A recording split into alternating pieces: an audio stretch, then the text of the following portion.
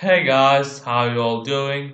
Welcome to another HTML CSS tutorial, and this tutorial I will talk about a very important topic that is used frequently, and that is class.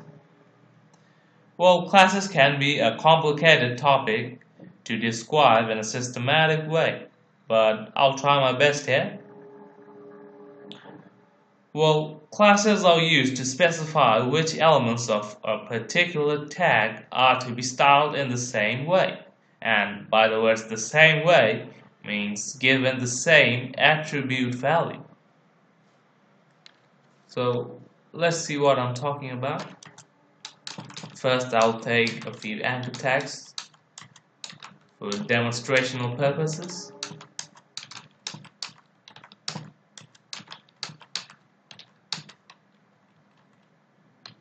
Just write something in there.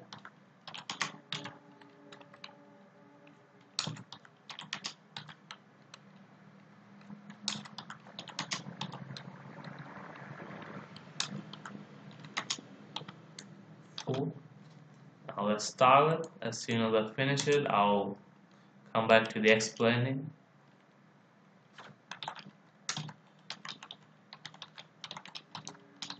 Background color red, color white, height 40 pixels with, let's say, 200 pixels,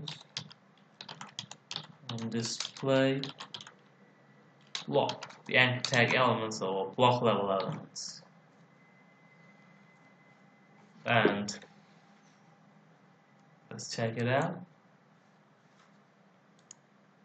Yep, 4 anchor tag elements which are red. All of them are red.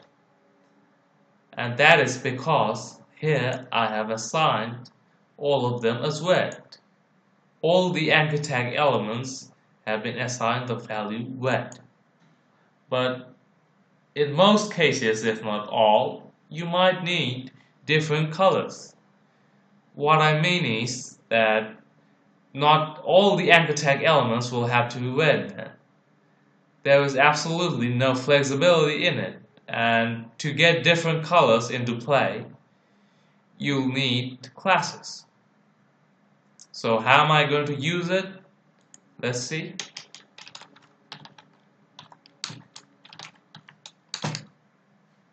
Let's take class 1 for the first anchor tag element.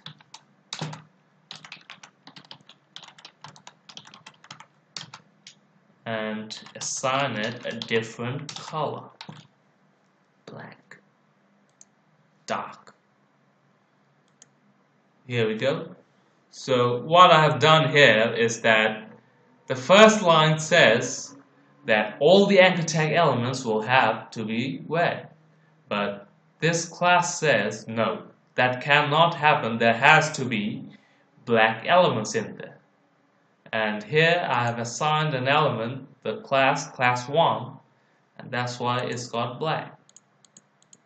So the default here is red, but since I have edited it, it's got black, and the editing means the class. Similarly, you can take other elements here and make them black. So more than one element can be of the same color, as we know here. Yeah, 2 anchor tag elements have black. Now I want to use a different color. So another class. Remember, different attribute value means different class.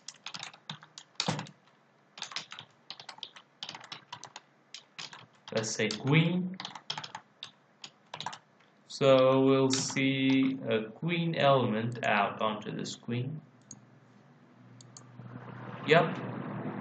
So this is how classes are used to, to make it flexible to style all the elements. It's really very flexible.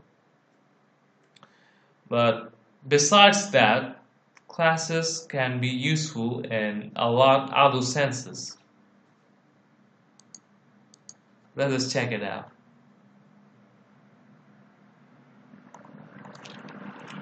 So I want to create a horizontal menu to demonstrate what classes are useful in other cases or other sense. Let's take a div, and the div has been assigned class 1 class to it, and let's say the div will have 4 anchor tag elements. I'm using 4 quite often here.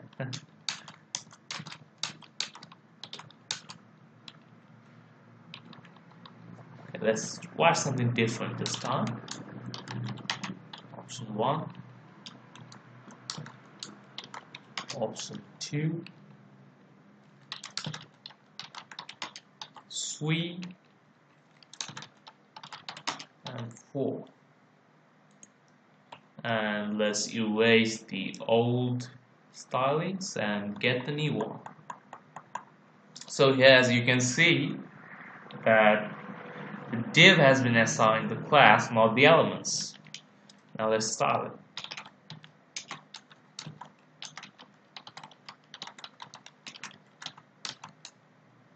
Background color red again, color white, height as before. Let's take 40 pixels with 200 pixels. From bold inherit, font size 25 pixels, text align center. My god, how ugly would it be to see it left in the menu bar? Not good at all. Okay. Display inline block, since we want the elements to display horizontally.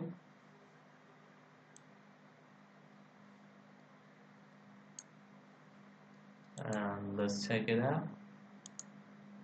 Yeah, fine. So here we have created a menu where all the elements are placed horizontally relative to one another. And here, whenever you assign a class to a div, that means that you're actually using the elements inside the div to work as a team. So what do you mean by work as a team? That means that the elements are going to work